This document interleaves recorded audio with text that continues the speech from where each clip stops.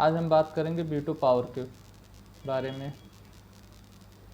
Veto power, पहले बात करेंगे वीटो पावर इंडिया के रूप में, वीटो पावर इंटरनेशनल के रूप में। यानी कि इंटरनेशनल के परव्यू से अगर हम देखते हैं तो किसके पास वीटो पावर है। इंडिया में तो प्रेसिडेंट के पास तो वीटो पावर है ही। अगर हम इंटरनेशनल के रूप में देखते हैं, यानी इंटरनेशनल के परव्यू के रूप में देखते हैं, तो यूनाइटेड नेशन चार्टर के एक ऑर्गेनाइजेशन है सिक्योरिटी काउंसिल, जिसमें 5 मेंबर हैं, 5 मेंबर अस्थाई सदस्य जिनको कहा जाता है, उनके पास वीटो पावर होते हैं। 5 मेंबर के पास वीटो पावर होते हैं, जिन्हें हम P5 के नाम से भी दर्शाते हैं, बिग 5 नाम से भी दर्शाते हैं, 5 परमानेंट मेंबर के नाम से भी उन्हें दर्शाते हैं। ये article 27 of United nation charter में दिया गया है।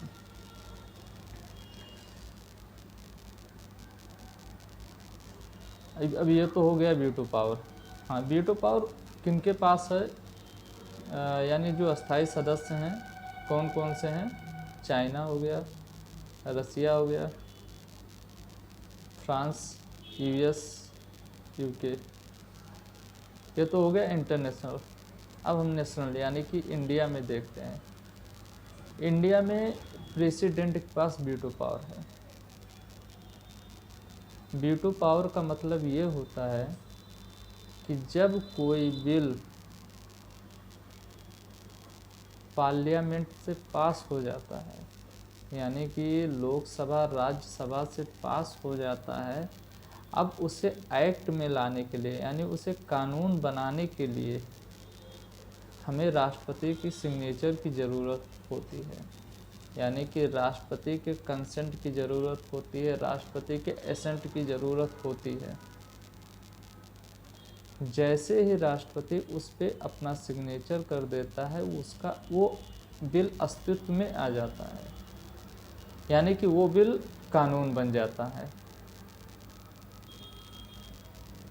अब आर्टिकल 111 ये कहता है, यानी कि आर्टिकल 111 ये कहता है कि राष्ट्रपति इस बिल को जब सिग्नेचर के लिए इसके पास राष्ट्रपति के पास आता है, तो इस बिल को अपने पास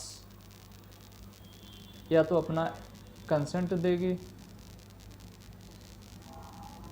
या तो रिटर्न कर देगा, या तो रोक के रख लेंगे। ये इनके पास ये अल्टरनेटिव होता है प्रेसिडेंट के पास। देखिए, जो वीटो पावर होते हैं प्रेसिडेंट के पास, इंडिया के प्रेसिडेंट के पास 3 वीटो पावर हैं: absolute veto power, suspensive veto power, pocket veto power. जबकि एक और वीटो पावर होता है क्वालिफाइड वीटो पावर। ये क्वालिफाइड वीटो पावर इंडिया के प्रेसिडेंट के पास नहीं है। ये वीटो पावर अमेरिका के प्रेसिडेंट के पास, ये वीटो पावर उनको दिया गया है, उनके पास है।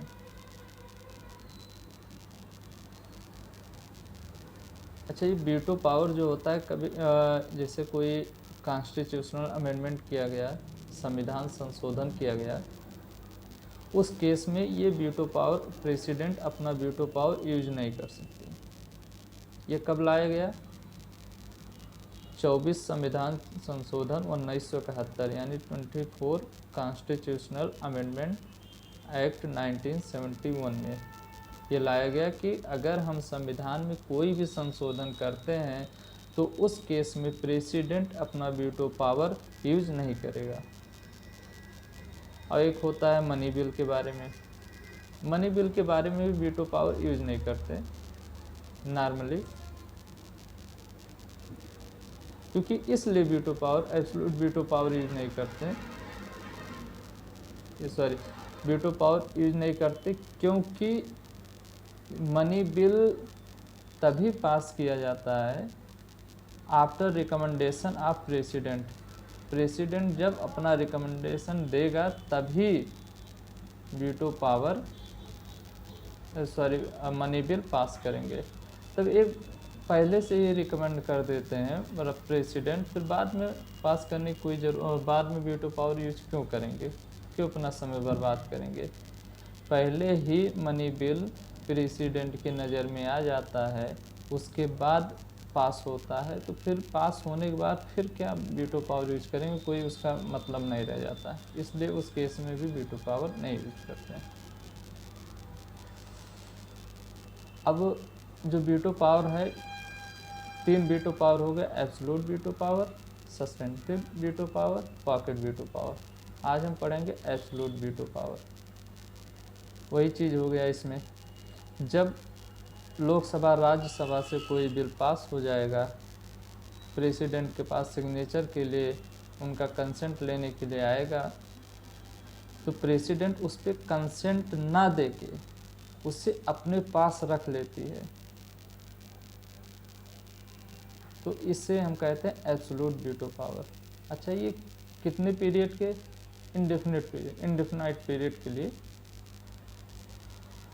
अनिश्चित काल के लिए इसे अपने पास रख लेती है।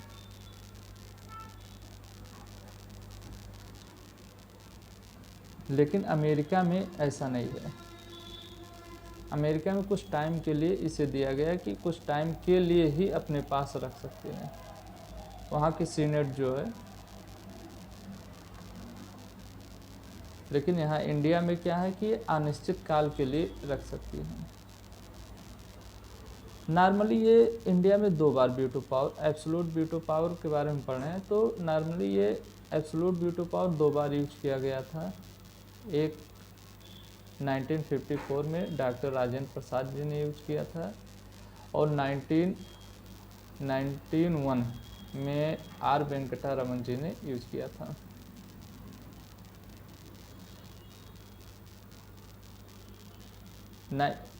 एब्सोल्यूट वीटो पावर में ये कब यूज करते हैं, नॉर्मली ये यूज करते हैं जब कोई private member, council of minister नहीं, कोई प्राइवेट मेंबर, यानी कि जो काउंसिल ऑफ मिनिस्टर के मेंबर नहीं है, यानी जो मिनिस्टर नहीं है, उनके द्वारा कोई बिल पास किया जाता है, तो उस केस में एब्सोल्यूट वीटो पावर का यूज करते हैं।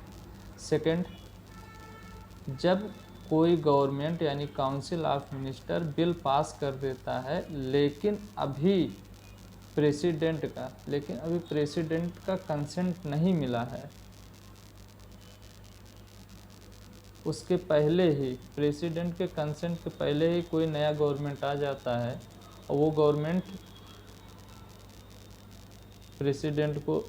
प्रेसिडेंट से रिकमेंड करता है कि आप इस बिल को पास नहीं करेंगे, तो उस केस में एब्सोल्यूट वीटो, गवर्नमेंट जो प्रेसिडेंट है वो एब्सोल्यूट वीटो पावर का यूज करके उसे अपने पास रख लेते हैं, विथहोल्ड।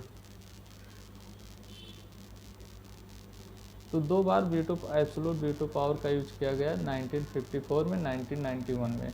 1954 में पेप्सू एप्रोप्रिएशन बिल के केस में हुआ था। 1948 में, 1948 में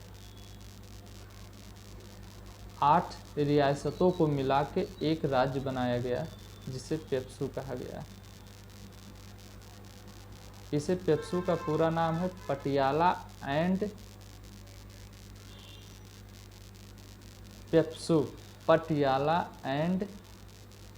Punjab, east Punjab states union.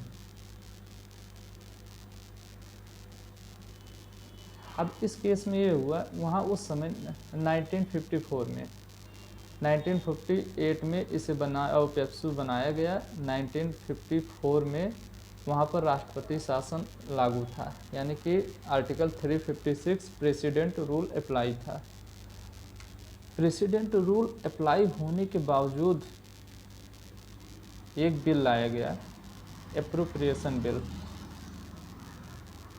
बिना प्रेसिडेंट के रिकमेंडेशन के, यानी कि कोई, देखिए एप्रोप्रिएशन बिल कब होता है? ये मनी बिल का पार्ट होता है। एक फाइनेंस बिल होता है, एप्रोप्रिएशन बिल होता है, मनी बिल होता है। जो मनी बिल है ये मनी एप्रोप्रिएशन बिल है, ये मनी बिल का पार्ट है जो आर्टिकल 110 में दिया गया है।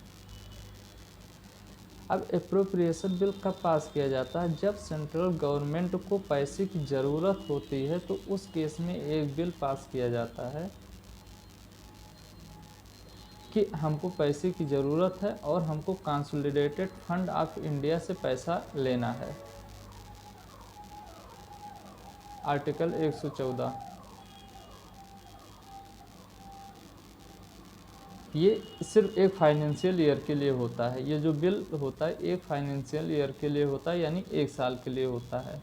तो उस समय 1954 में इस राज्य के लिए यानी पेप्सू के लिए पैसे की ज़रूरत थी, तो उन्होंने एक एप्रोप्रिएशन यानी कि पेप्सू एप्रोप्रिएशन बिल पास किया कि कंसोलिडेटेड फंड ऑफ इंडिया से पैसा निकालना है। लेकिन वहाँ प्रेसिडेंट रूल अप्लाई था और इन्होंने लोकसभा से तो पास हो गया। लोकसभा का ही ज़्यादा इम्पोर्टेंट रहता है, तो वहाँ इस केस में मतलब मनी बिल में तो वहाँ से पास हो गया। लेकिन प्रेसिडेंट से कोई सलाह मशवरा, कोई रिकमेंडेशन नहीं किया गया। प्रेसिडेंट ने कोई रिकमेंडेशन नहीं किया कि मनी बिल पास करना है या जो भी हो, इन्होंने पास कर दिया। तो बात आत्मसम्मान की आ गई कि हम इतने बड़े पद पे बैठे हुए हैं प्रेसिडेंट जी को, और स्वाभाविक सी बात है कि वो इतने बड़े पद पे बैठे हैं, उनसे कोई भी कंसल्ट नहीं किया गया, उन्होंने रिकमेंडेशन ही नहीं किया मनी बिल पास करने के लिए यानी एप्रोप्रिएशन बिल पास करने के लिए, और आपने पास कर दिया। तो उस केस में उन्होंने 1954 में एब्सोल्यूट वीटो पावर का यूज करके उस बिल को अपने पास रख लिया। उस बिल को अस्तित्व में लाया ही नहीं गया, यानी उस बिल को कानून बनाया ही नहीं गया और पैसा निकाला ही नहीं गया। अब आता है आर वेंकटारमन जी ने 1991 में एब्सोल्यूट वीटो पावर का यूज किया।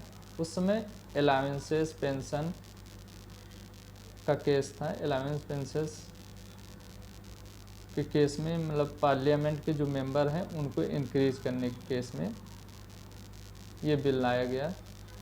लेकिन ये बिल कब लाया गया? जिस दिन लोकसभा डिजॉल्व होना था, यानी आज लोकसभा डिजॉल्व होना है, एक दिन पहले इसे पास किया गया। इस केस में भी प्रेसिडेंट से कोई रिकमेंडेशन नहीं किया गया, प्रेसिडेंट ने कोई भी रिकमेंडेशन नहीं दिया।